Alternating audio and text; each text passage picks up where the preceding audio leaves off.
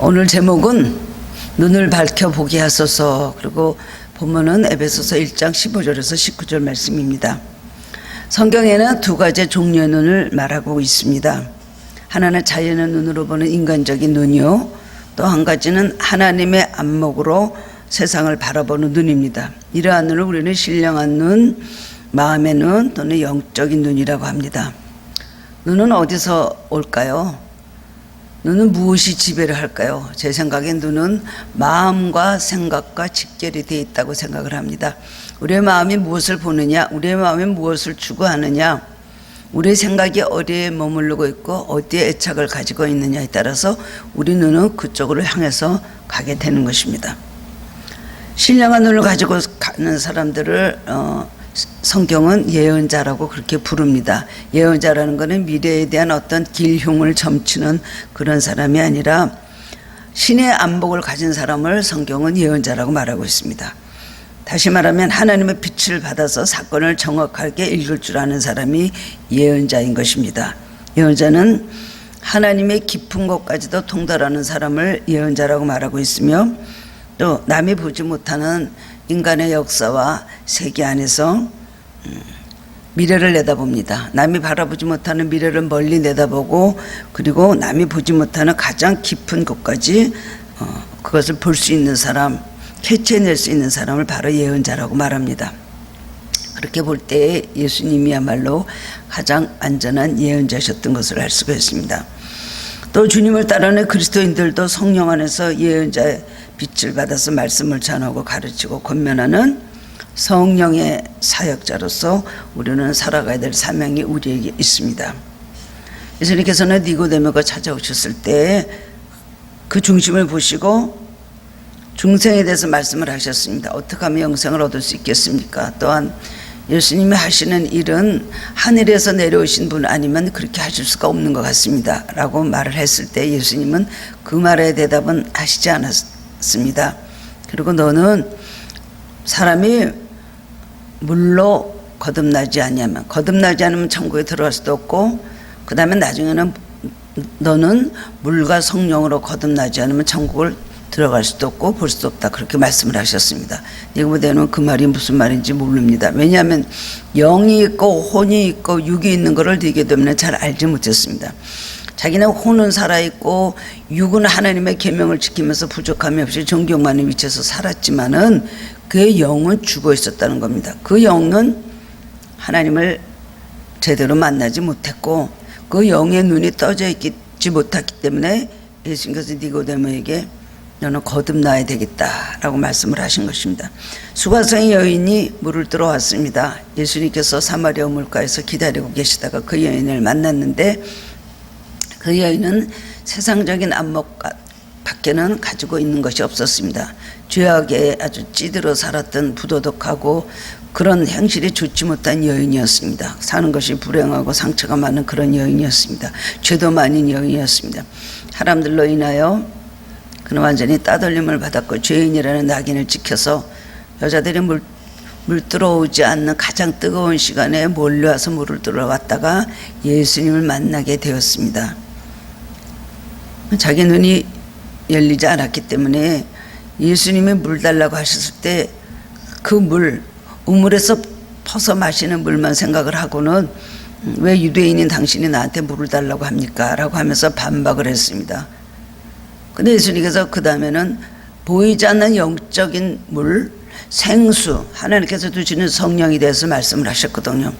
그 여인은 그때까지 그런 눈을 가지지 못했기 때문에 그 물이 무슨 말인지 모르고 그 다음에 영생하도록 솟아나는 샘물이 되리라.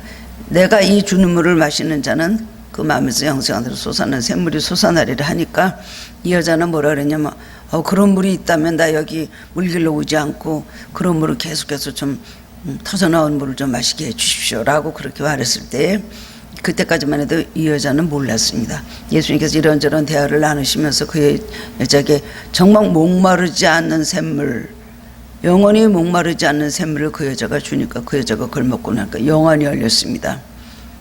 그래서 바로 예수님을 선지자라고 하다가 나중에는 예수님이 메시아인 것을 알고는 그 다음에는 자기 사마리아 마을에 가서 내가 메시아를 만났다고 하고 기뻐서 어쩔 줄을 모르며 전도를 하는 여자가 되었습니다. 혈루증으로 앓던 여인이 병을 고치려고 옷자락을 만졌습니다. 그랬을 때에 자기 몸에서 그 병이 근원이 마르게 된 걸 알았거든요.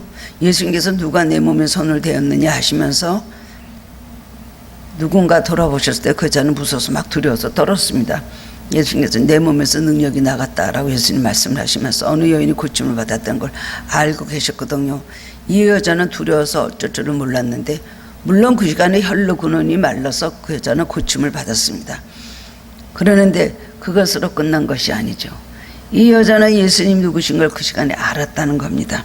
소경 바디메오도 그랬습니다. 나사렛 예수가 지나가시던 말을 듣고 그분은 확실히 다윗의 후손으로서 오신 바로 다윗의 그 자손이라는 것을 알고 그렇게 입으로 고백을 했지만 그분이 정말 그런 메시아라는 것을 확실하게 아는 것은 자기 눈에 떠졌을 때에 결국 예수님을 알아보고 예수님은 정말 메시아이시고 우리의 구세주라는 것을 알고 예수님을 따르는 제자로 그 길에서 예수님을 따라갔다고 성경은 기록을 하고 있습니다. 이런 안목을 가리켜서 바로 영의 눈이라고 성경은 가리키고 있습니다. 예수님을 만나보고 말씀을 들음으로 닫혔던 영의 눈이 열려지게 그렇게 되었다는 것입니다. 이것이 아주 중요한 것입니다. 예수님께서 니고데모에게 너는 거듭나야 된다. 거듭나지 않은 결단과 천국을 볼 수도 없고 들어갈 수도 없다고 말씀을 하셨는데 바로 이것이 우리 영이 열려서 내가 어떤 죄인인 줄 알고 내 안에 역사하는 성령의 역사, 내 안에 역사하는 세상에 끌어가는 이 모든 사탄의 역사를 내가 들여다보게 될 때에 우리는 영의 눈이 열린 비로소 거듭난 사람으로서 그때부터 우리는 살아갈 수가 있는 것입니다. 우리 그리스도인들이 주님의 빛을 받아 살아간다면 성령 안에서 우리에게 주님께서 눈을 밝혀주실 때 우리는 주님의 눈을 가지고 우리는 살아갈 수 있을 것입니다. 이런 눈으로 하나님 세계를 바라볼 수 있고 이 세상에 되어지는 모든 사건과 일에 대한 선악을 우리가 분별할 수 있는 것입니다. 배에서 조종하는 사탄의 모든 정체를 알 수가 있는 것입니다. 그 일이 되어지는 모든 결말도 우리는 예언할 수가 있는 것입니다. 성령의 역사를 정확히 알 수가 있을 것이며 이런 눈을 가지고 살아갈 때 이 세상에 감춰있는 하나님의 비밀, 우리는 진리를 우리는 볼 수가 있는 것입니다. 이런 사실이 중요한 것을 체험하고 산 사람들은 모두 마음의 눈이 밝아지기 위해서 기도했습니다. 구약에서 가장 영안이 밝았던 선지자는 바로 아랍 나라가 쳐들어왔던 그 시대에 활약을 했던 엘리사 선지자입니다. 아랍 나라 왕이 이제 엘리사를 잡아가기 위해서 그야말로 포위를 하고 도단성에 있는 엘리사를 잡으러 왔습니다. 그럴 때 그냥 수많은 병과 말들이 와서 군대들이 와서 둘러싼 걸 보고 그 게하시라는 사원이 굉장히 많이 두려워했죠. 저렇게 많은 사람들이 와서 병거를 가지고 말을 가서 선생님을 잡으러 왔습니다. 우리는 어떻게 되겠습니까? 하고 막 탄식을 할 때에 엘리사가 뭐라 그랬습니까? 자기 종을 위해서 기도를 하였습니다. 여호와여 원컨대 저의 눈을 열어서 보게 하옵소서. 근데 게하시가 그걸 봤잖아요. 그러면서 엘리사가 하는 말이 그들을 위하는 자보다 우리를 위하는 자들이 훨씬 많다.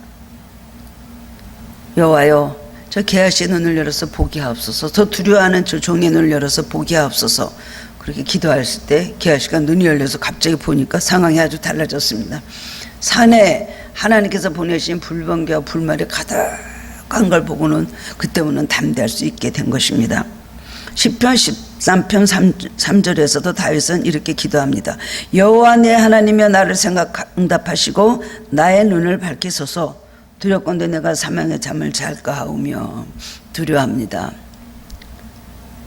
또 바울 사도는 에베소 교인들과 이 땅의 그리스도인들을 위해서 기도하기를 우리 주 예수 그리스도의 하나님 영광의 아버지께서 지혜와 계시의 정진을 나에게 주사 하나님을 알게 하시고 너희 마음의 눈을 밝히사 알게 하시기를 구하노라고 그렇게 기도를 하고 있습니다.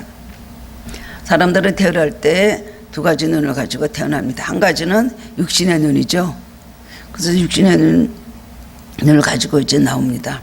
엄마 뱃속에서 바깥으로 나오면서부터 전기불을 보고 밝은 빛을 보고 모를 보고 물체를 보기 시작을 합니다. 그러나 한쪽 눈은 떠졌는지 몰라도 영혼의 눈은 감긴 채 나옵니다. 육신의 눈만으로는 멀리 그리고 깊이 볼 수가 없고 단지 먹고 입고 사는 것만으로 볼 수가 있는 것입니다. 인간은 이렇게 육신의 눈을 가지고 우리는 태어났습니다. 그리고 인간은 사도 요한은 말하기를 세 가지만 본다고 말했습니다. 육신의 정욕과 안목의 정욕과 이생의 자랑입니다. 우리는 이런 것만 가지고 육신의 정욕, 좋은 건 다 좋고 맛있는 거 먹고 좋은 거 입고 좋은 곳으로 사는 육신의 정욕, 그 다음에 안목의 정욕, 보이는 게 좋은 게 다 좋은 겁니다. 부유하면 좋은 거고 높아지면 좋은 거고 출세하면 좋은 거고 이런 것만 다 보는 그런 안목의 정욕이 있습니다. 그 이상은 보지 못합니다. 그것이 축복인지 저주인지 성공인지 실패인지 알지 못하고 삽니다. 그리고 이생의 자랑입니다. 나는 이렇게 가졌어. 나는 이렇게 많은 것을 소유했어. 나는 이만큼 잘 됐어. 나는 이렇게 성공했어. 나는 이런 사람이야. 우리 인간은 이렇게 육신의 정욕과 안목의 정욕과 이생 자랑, 하나님 앞에 거듭나지 못한 사람들은 이것만 가지고 살아가게 돼 있는 것입니다.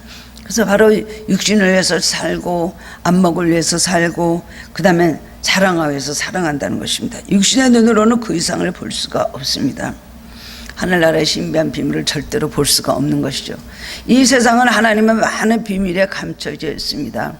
하나님께서 예레미야에게 33장에서 말씀을 하셨습니다. 너는 내게 부르짖으라. 내가 내게 응답하겠고 내가 알지만 내가 그거 은밀한 일을 내게 보이리라. 그러시면서 어떤 하나님이신가를 말씀하시죠. 이를 행하는 여호와, 그것을 지어서 성취하는 여호와. 하나님이 일을 행하시는지 그것을 지어서 성취하시는지 사람들은 알 수가 없습니다. 하나님 주무시고 계시고 졸고 계시고 나를 외면하고 계시고, 왜냐하면 우리 육신의 안목의 정욕으로만 모든 걸 바라볼 때에 하나님이 살아서 나를 위해서 일하시고 계시다는 것조차 우리는 인정을 할 수가 없습니다. 하나님 살아계시는데 왜 이래? 하나님 나를 사랑하시는데 왜 이래? 하나님 나와 함께 하신다는데 내 현실이 이럴 수가 있어?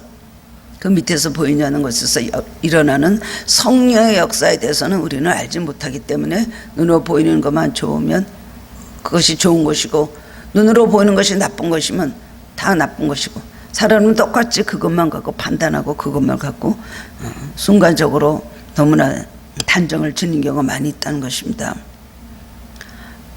우리가 이런 자연의 눈을 가지고 하나님을 보겠다는 것은 잘못된 것입니다. 우리 육신의 눈을 가지고 영의 눈을, 영이신 하나님 볼 수가 없습니다. 그렇기 때문에 우리는 귀도 열려야 될 것이고, 귀 있는 자는 들을지어다, 귀 있는 자는 들을지어다. 그리고 또 눈을 가지고 볼 수 있는 자는, 우리는 눈을 가지고 영의 눈을 가지고 뭐든지 판단하고 볼 수 있어야 되는 것입니다.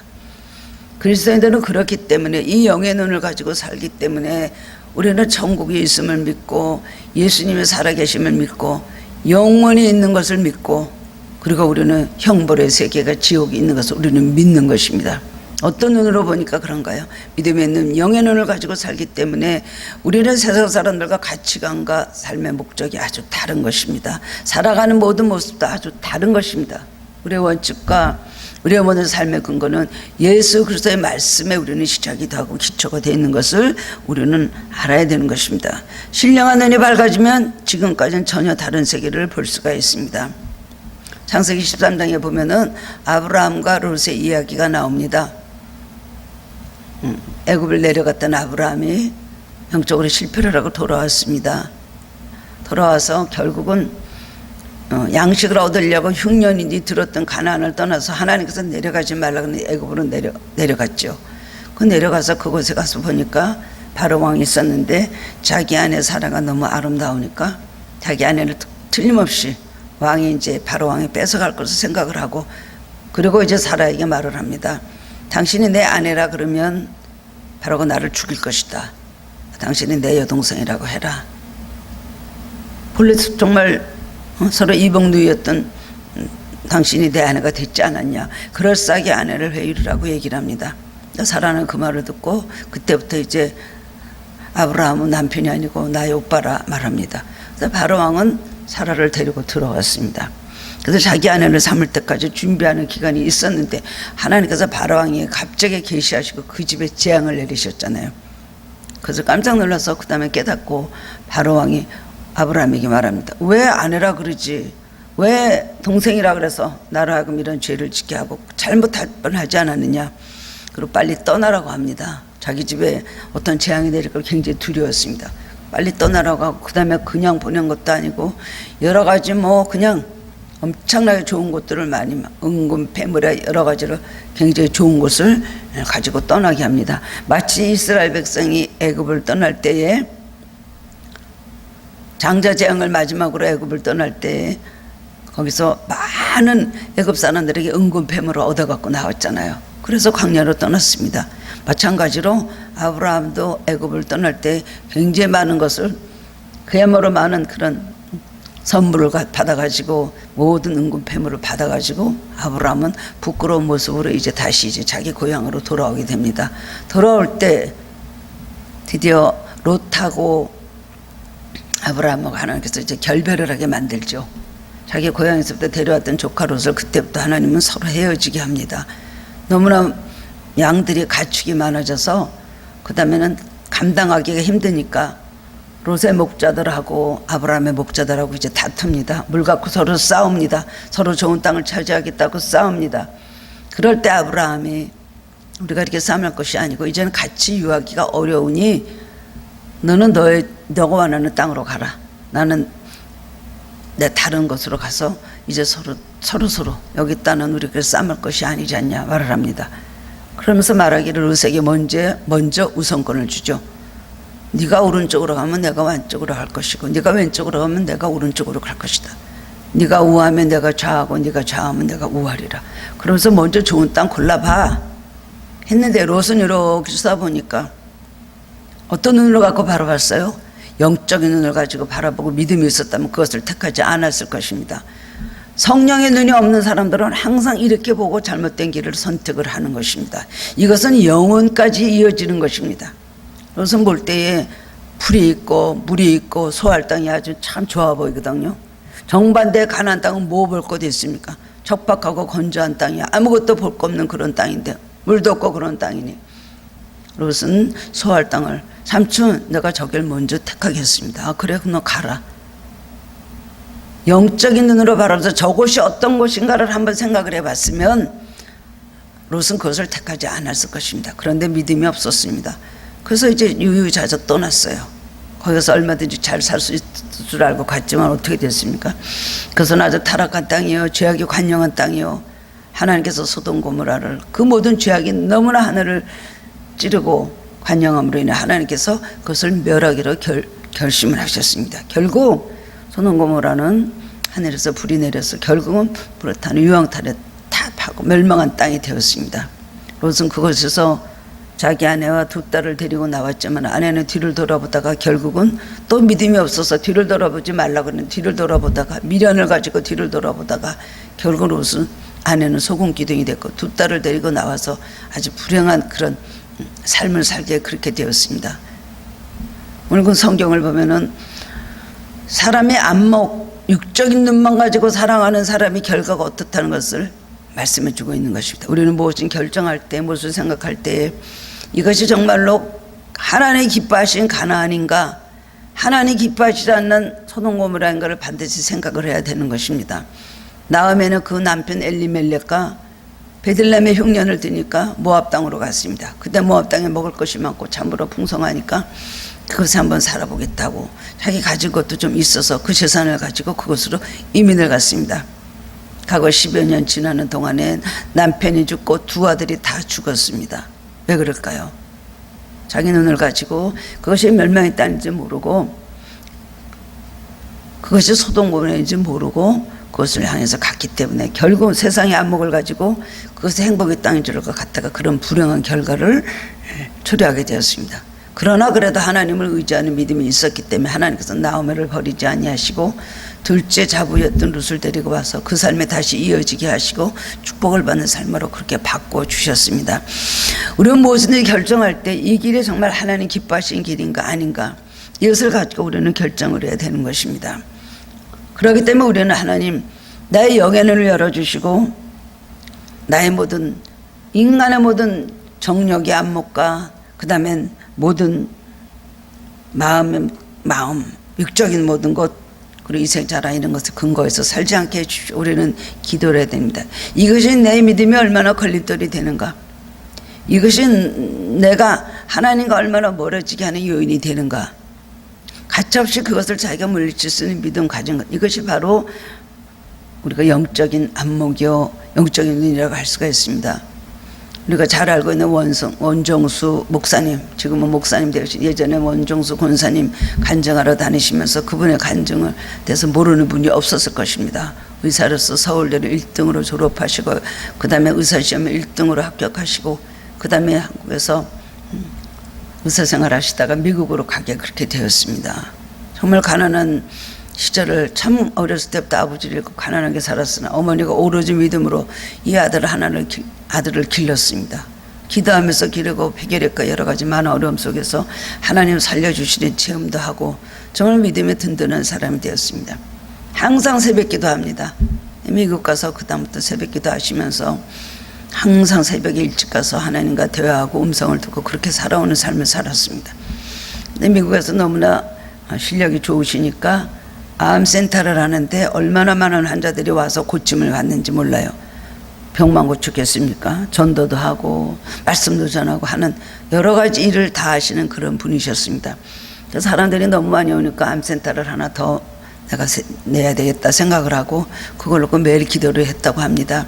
암센터를 더해서 많은 사람들이 고침을 받고 내가 전도하고 저들의 영혼도 책임지는 좋은 의사가 되어야 되겠다 생각을 하고 매일 이렇게 기도를 하고 그 일을 위해서 계획을 하고 이제 추진해 나가는 중이었는데 어느 날 아침에 새벽 기도에 와서 딱 앉으니까 항상 와서 앉으면 주님께서 그러셨답니다.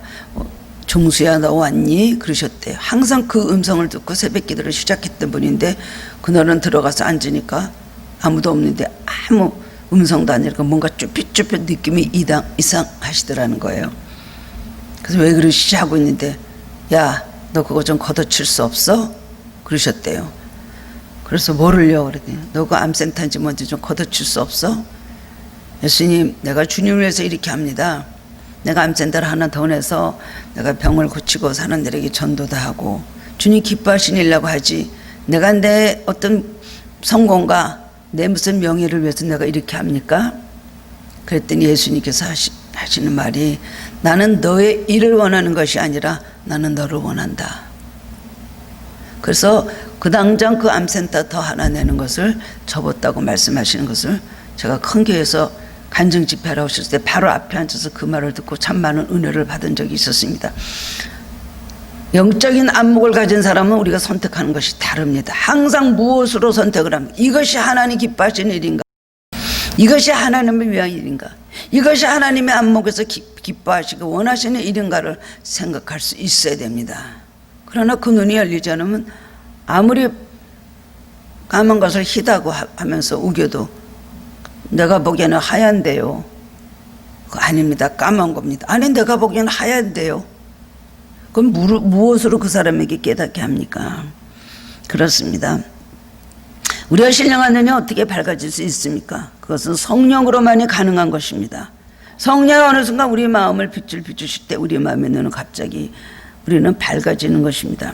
사도 바울은 다메섹 길에서 예수님을 만난 다음에 자기가 어떤 죄인인 걸 알았습니다. 그때까지는 율법주의자로 살았습니다. 더구나 이 율법에서 벗어나서 이상한 이단도 안 되는 그런 나사렛 예수라는 무식쟁이를 따라다니면서 그게 메시아라고 떠드는 그리스도인들을 보면서 굉장히 마음에 어려운 분노를 느꼈습니다.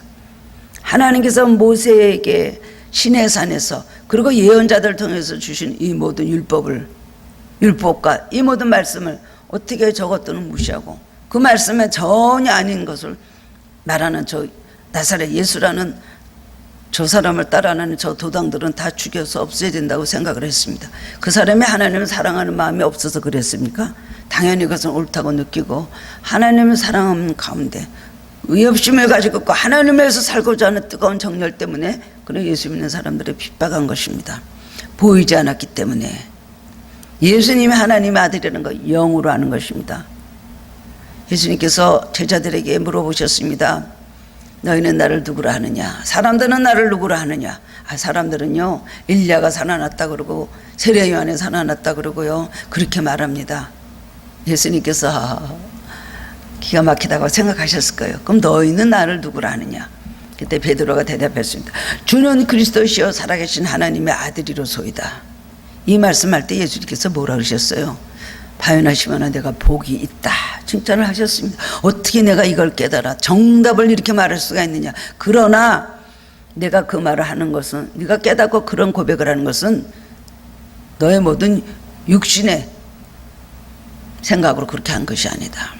네가 그렇게 말한 것은 하늘에 계신 아버지께서 너의 마음을 그런 생각을 주셨기 때문에 네가 그런 고백을 했다고 그렇게 말씀하시죠. 육정을 하나 모험 쓴 것을 네가 이런 고백을 할 수 있는 것이 아니다라고 말씀을 하셨습니다. 그렇습니다. 사도 바울은 그래서 다메섹에서 사람들을 이제 가서 잡아가지고 예수 믿는 사람들을 없애고 하나님을 위한 열심입니다. 달려가고 있을 때 예수님께서 다메섹 도상에서 나타나셨습니다. 그러면서 갑자기 빛으로 나타나시고 예수님 앞에 계시니까 주여 누구시로소이까? 누구세요? 나는 내가 핍박하는 예수라. 얼마나 놀랐겠습니까? 예수라는 존재는 이미 십자가상에서 죄를 범하고 우범자 하나로 세상을 떠난 사람이요, 그것을 따른 저 도당들을 완전히 밟아서 없애서 완전히 이 땅에서 사라지게 해야 될 사람 존재지라고 생각했는데 그 예수님이 돌아가신 지 몇 년 되신 예수님이 나타나실까? 얼마나 놀랐겠습니까? 그러나 나는 내가 핍박하는 예수라. 너무나 놀랐기 때문에 바울은 그때 깜짝 놀라서 그때 영안이 열렸습니다. 충격을 엄청나게 받았습니다. 그리고 더듬거리고 걷지도 못함으로 사람들이 부축을 해서 어떤 집에 갖다 놨는데 그 집에 가서는 너무나 충격과 이 모든 자기 믿었던 믿음이 다 흔들리고 일부주의식 흔들리고 도대체 이것이 무슨 일인가 생각이나 했겠습니까? 세상 떠난 나사렛 예수가 나타나서 나는 내가 핍박하는 예수라. 가시체를 뒷발질하기가 내게는 고생이니라. 가치관과 삶의 목표, 살아왔던 모든 것이 완전히 뒤집어지고 다 바뀌는 그런 순간이었습니다. 그리고 금식을 하고 있을 때 아나니아라는 사람이 와가지고 그를 기도를 해줬죠. 형제 사울아, 길에서 만난 예수님이 너를 오늘 여기 오게 하셔서 너를 안수하신다. 그러면서 눈에다 손을 대니까 눈에서 비닐 같은 것이 벗어졌다 그랬어요. 그 비닐이 그 눈에 어떤 무슨 아팠던 그런 의술적인 어떤 걸 말하는 겁니까? 의학적인 건 영적인 비늘이 벗겨지니까요. 갑자기 뭐라고 고백을 했어요? 예수 믿는 사람들을 죽여야 될 도당이다라고 했던 바울이 예수는 그리스도, 바로 예수 그리스도가 주신이다, 그렇게 외치게 됐다는 겁니다. 영의 눈이 열린 사람과 영의 눈이 열리지 않은 사람은 보는 것이 아주 다릅니다. 아무리 말해도 소용이 없습니다.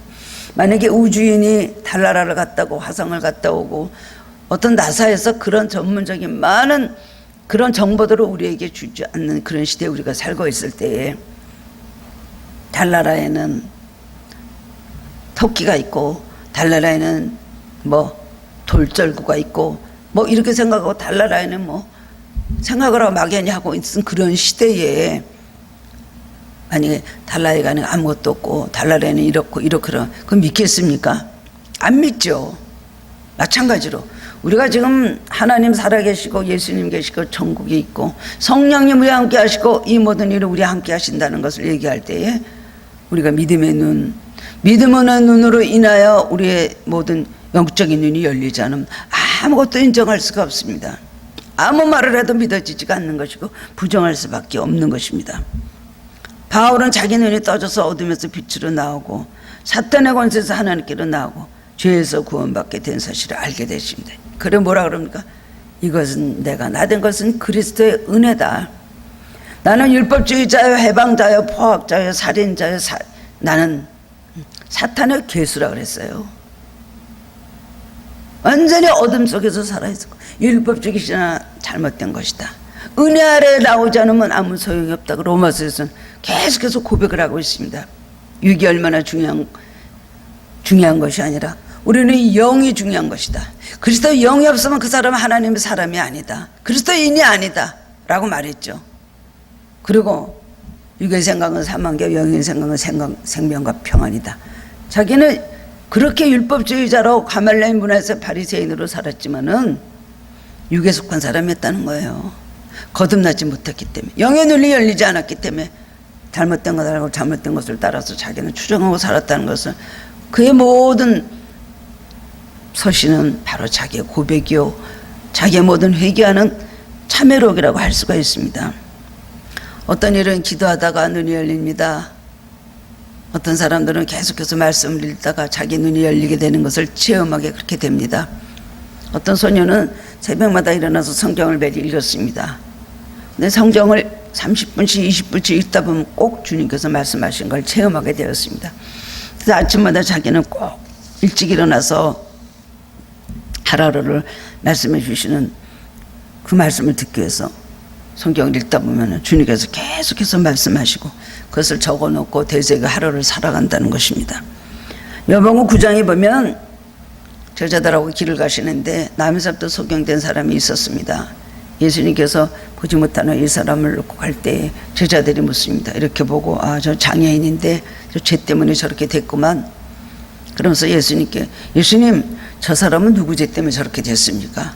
옛날에 불구자나 아니면 가난한 사람이나 그 다음엔 고아나 과부나 이런 모든 불행하게 사는 사람들은 다 죄값으로 인해서 인과응보에 의해서 그렇게 됐다고 믿었던 그런 시대가 많이 있었습니다. 그것도 바로 율법주의죠. 이런 죄를 지면은 이렇게 형벌을 주라, 이렇게 징계하라.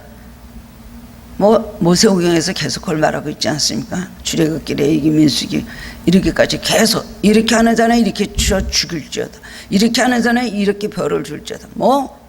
그거는 광야에서 하도 기준이 없이 싸우고 서로 그냥 남의 것을 빼앗고 양심이 없이 사는 그 시대를 위해서 하나님께서 엄격한 기회를 주신 것입니다. 그러나 아주 초보자들에게 주시는 기회라고 할 수가 있죠. 그렇게 안 하면 죽이고 남의 것 빼앗고 말도 못하게 그렇게 불법천지로 무법천지로 살아갈 것이기 때문에 하나님께서 그 시대에 필요해서 그런 율법을 허락해 주셨습니다. 그리고 눈을 상하게 하면 너도 눈을 상하게 해라. 귀를 네가 상했으면 그 사람도 가서 귀를 상하게 해라. 남의 소를 내 소가 그 사람 때문에 잃어버린 거야 죽었으면 너도 가서 그 소를 뺏어오고 그렇게 하라. 남의 것을 도둑질하면 내 변에 갚아주라.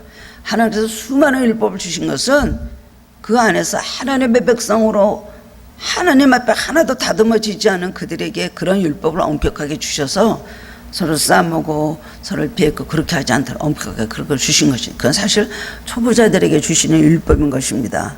이 세상에 살면서도 법을 지켜야 될 사람은 어떤 사람들이에요? 우원자들입니다. 도둑질했을 때 법이 나옵니다.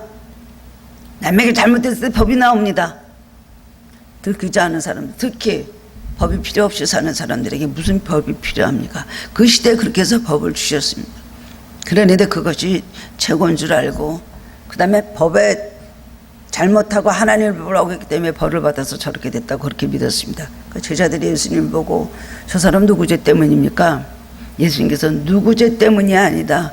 부모 죄도 아니고 자신의 죄도 아니고 하나님께서 자기 하실 일 하시기 위해서 저 사람이 소경이 되었다. 알지 못할 말씀이에요. 아주 획기적인 그런 정말 선언을 하신 것입니다. 그것도 무슨 말인가. 하나님이 하실 일을 위해서 저 사람이 소경이 됐다고. 그랬는데 조금 있다 예수님께서 그 사람을 보고서는 눈을 고쳐달라는 소리도 안 했습니다. 내가 불러다가 그 다음에 흙을 침을 발라서 이기셔갖고 눈에 바르시고 그 다음에 진을 갖다 저기 실로암못에 가서 씻으라 말씀을 하셨습니다. 그 사람의 실로암못에 가서 그것을 산창 걸어가서 눈에 흙을 묻히고 웃기는 광경으로 걸어왔겠죠. 저 사람들이 저거 뭐야? 그랬을 겁니다. 그것을 실로암못에 가서 씻고 나니까 눈이 밝아졌어요. 눈에 밝아졌을 때도 누가 어떻게 자기를 고쳤는지 그분이 바로 예수 그리스도라는 것을 알지도 못했습니다. 예수님께서 하신 말씀이 나는 세상의 빛이다. 진짜로 소경의 눈만 띄게 해주셔서 빛이십니까? 예수님 소경과 같은 우리들, 보지 못하는 우리들, 역정의 눈에 감겨져 있는 우리들에게 예수님 빛으로 오셔서 우리를 보여주실 때 우리의 모든 영적으로 무지했던 우리들이 영적으로 깨닫게 되고 하나님 하시니 알게 되고 정말 은혜의 세계, 신령한 세계를 우리가 체험할 수 있다는 것을 말씀해 주신 것입니다. 근데 그 사람은 이제 막 바리새인들하고 막 사람들이 서기관들이 불러다가 누가 네 눈을 뜨게 했어? 누가 네 눈을 뜨게 했어? 몰라야 누가 뜨게 했는지 어떤 사람이 나를 고쳐서 내가 눈을 떠줬습니다. 너 분명히 소경됐었어? 그렇습니다. 그 다음에 또 부모를 불러다가 내 아들이 정말로 못 봤던 거 맞냐? 정말 네 아들 맞냐? 저렇게 보고 있는데 못 봤던 거 맞냐니까. 아 그렇습니다. 그리고 제가 다 컸으니까 가서 직접 물어보세요. 왜 우리한테 그럽니까? 부모들도 막 덤비는 거예요. 그래갖고 누가 그랬냐니까 이 사람 몰라요. 어떤 사람이 나 눈을 고쳐줘서 그러는데 당신들도 고치고 싶으면 왜 그 사람을 만나게 나를 고친 그 사람을 만나고 싶소? 막 그러니까 누구를 이게 소경으로 알아? 이제 그렇게 말합니다. 그래서 성전을 가실 때 그 사람을 만났을 때 예수님께서 내가 바로 그이다. 그때 알았습니다. 이 사람은 자기 눈을 띄워주신 분이 예수 그리스도 나사렛 예수가 메시아라는 걸 그때 알게 되었습니다. 그래서 예수님께서 뭐라 그랬어요? 왈가왈부 출교시키고 예수님 고쳐줬다 그래갖고 시끄럽게 하고 그 부모를 내쫓았습니다. 출교라면 그때 모든 고난과 모든 지위를 박탈당하는 것이거든요. 아무 세계에 돌아서도 거기서 참여해 살 수 없는 그런 것이 바로 출교였습니다. 예수님께서 뭐라 하셨어요? 너희들이 보지 못하면서 본다 그러는 게 죄다. 우리들도 소경인가? 이 사람들이 그렇게 말했죠. 그랬더니 예수께서 너희들이 소경이면서 보지 못하는 너희들이 소경이 아니라고 하는 너희들이 죄다. 그 말씀은 뭡니까? 우리는 다 하나같이 소경이여 보지 못하는 죄인들이라는 것입니다. 예수님께서 눈을 뜨게 해주기 위해서 이 세상에 오셨다는 것은 우리의 무지했던 우리는 묶여서 살고 완전히 구원받지 못했던 다 죽었던 어둠 속에 있던 우리들이 예수님을 만나보라. 우리가 진리를 깨닫게도 눈을 열려서 예수 그리스도를 알아보고 그리고 주님의 말씀대로 신령한 세계를 보면서 매일매일 체험되면서 살아가는 것, 이것이 바로 큰 축복인 것입니다. 그렇습니다. 남을 돕고자 하는 사람들은 눈이 밝아져야 됩니다. 특히 지도자가 되기를 원하는 사람들은 눈이 밝아야 되는 것입니다. 성경을 봐 어떤 사람들에게는 그러므로 인해 지도자가 될 수 있는 눈을 열어주셨습니다. 어떤 사람들에게는 공부를 잘해서는 학문의 문을 열어주셔서 다른 사람보다 공부를 많이 하게 하십니다. 그래서 가르치는 입장에 서게 하십니다. 어떤 사람은 의술을 주셔서 의사가 되어서 사람들을 고치는 일을 하게 하십니다.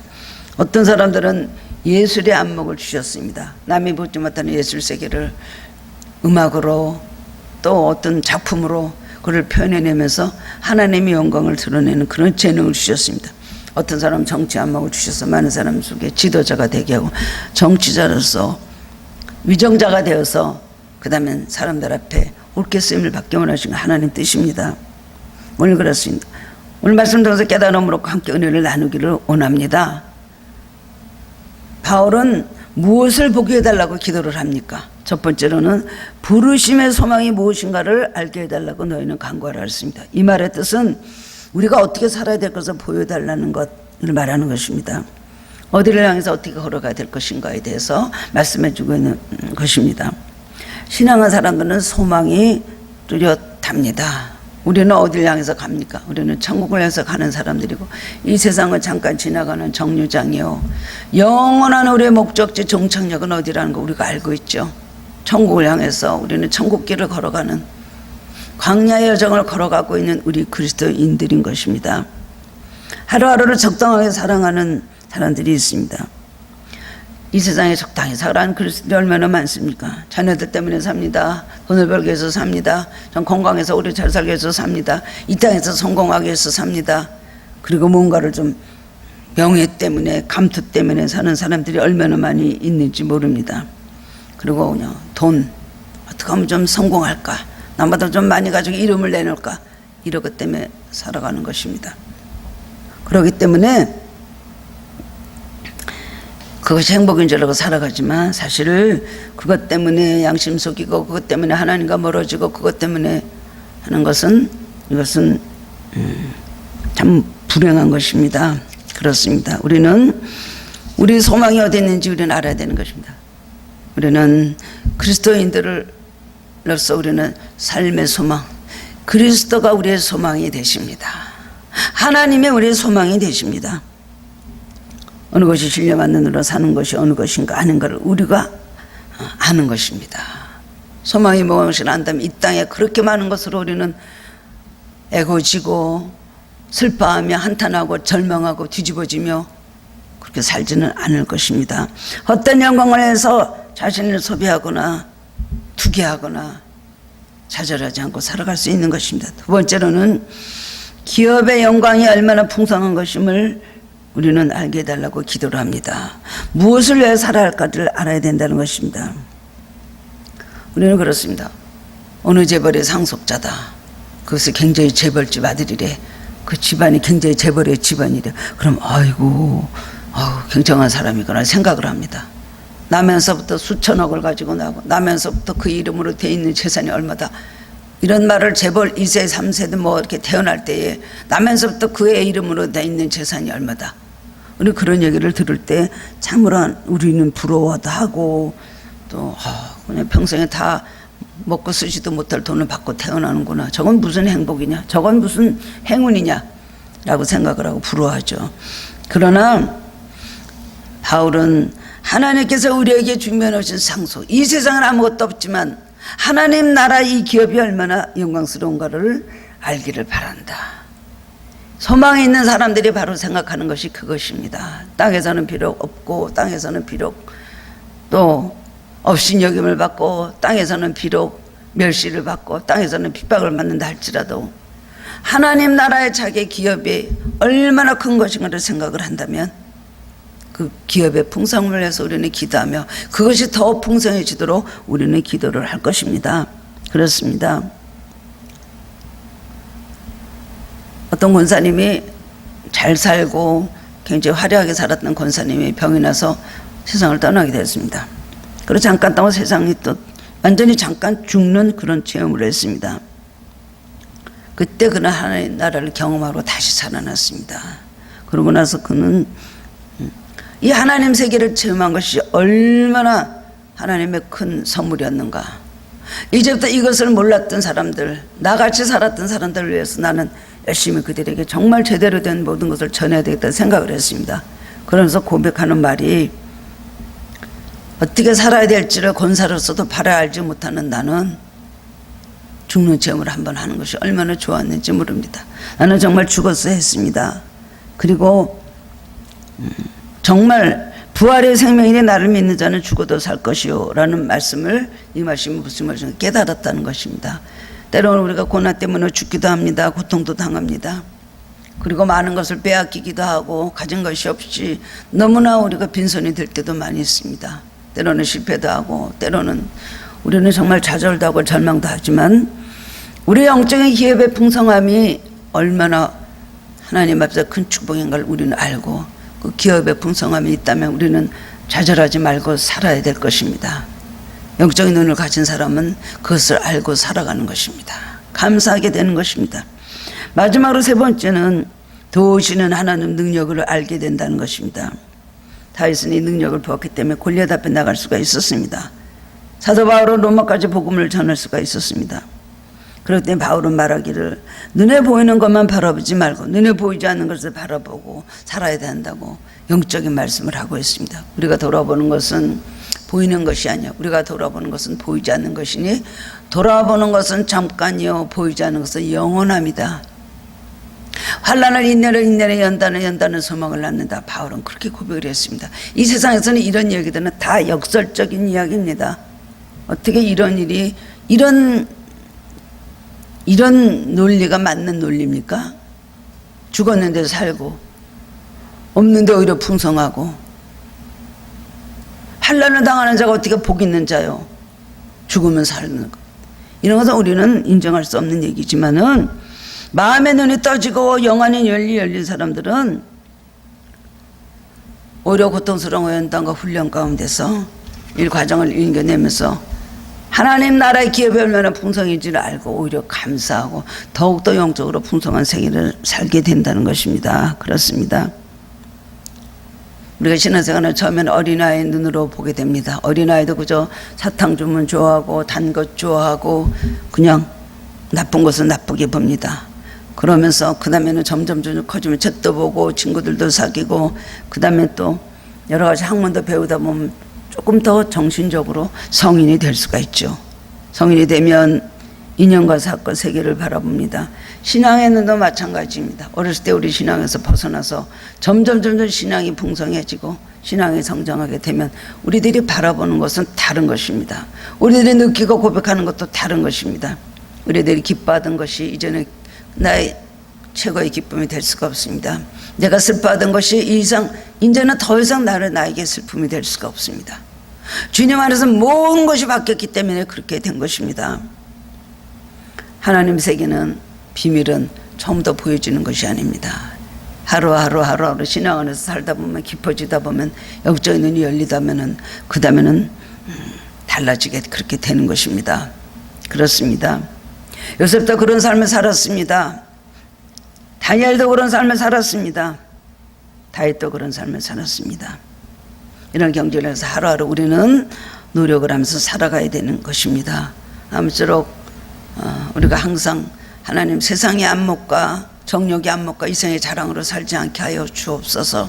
세상의 가치관과 다른 가치관을 사는 참된 그리스도인들이 되게 하여 주시옵소서. 믿음으로 살게 해 주시고 우리 신령한 세계를 바라볼 수 있는 눈을 열어주셔서 주님 안에서 점점 성숙하고 거듭난 온전한 신앙인이 되게 하여 주옵소서. 우리는 그렇게 기도해야 될 것입니다. 마음의 눈이 열림으로 영적인 눈이 열리고 그리고 축복의 삶을 사는 성도님들 되시기를 주님의 이름으로 축원합니다. 사랑의 주님 감사드립니다. 오늘 말씀을 통해서 사도 바울의 기도의 제목이 우리의 기도의 제목이 되게 하시고 사도 바울의 축복하는 그 축복 기도의 내용이 내가 원하는 것이 될 수 있도록 도와주시길 원하고 기도합니다. 우리는 너무나 세상적이고 너무나 이 모든 육신적이고 너무나 인간적인 모습으로 살아갈 때가 많이 있습니다. 그러므로 그것으로 슬퍼하고 그것으로 괴로워하고 그것으로 기뻐하고 그것으로 하나님 좋아서 날뛰는 삶을 살지는 않고 있는지요. 우리들이 거듭나기 원합니다. 참된 그리스도인은 성숙한 그리스도인이 되기를 원합니다. 주님 도와주시옵소서. 신앙생활 한다면서도 여러 차원에서 살아갈 때가 많이 있습니다. 깊은 곳에 가서 그물을 내려 고기를 잡으라고 했던 주님의 말씀같이 주님 깊은 차원의 우리의 삶의 그물을 내리게 하여 주시옵시고 그러므로 정말 축복의 영적 고기들을 많이 잡고 하나님께서 주시는 이 모든 현실적인 축복도 받는 저희들 되도록 도와주시길 원합니다. 나날에 우리 눈이 열리기를 원합니다.